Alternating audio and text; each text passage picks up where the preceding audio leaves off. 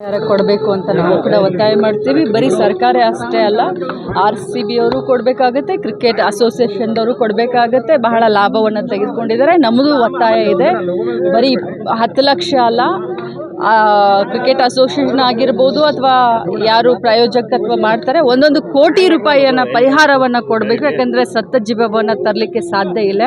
ಎಷ್ಟೇ ಪರಿಹಾರ ಕೊಟ್ಟರು ಕೂಡ ಸತ್ತ ಜೀವ ಸರ್ಕಾರದ ಹೊಣೆ ಹೊರಬೇಕು. CM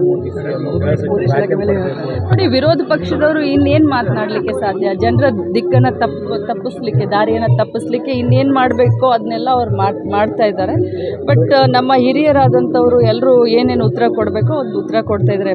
ಈಗ ಪ್ರಸ್ತುತ ನಮಗೆ ರಾಜಕಾರಣದಕ್ಕಿಂತ ಯಾಕೆ ಈ ರೀತಿ ಆಯಿತು, ಆಗಬಾರ್ದಾಗಿತ್ತು, ಅದರ ಬಗ್ಗೆ ನಮ್ಮ ಚಿಂತನೆ.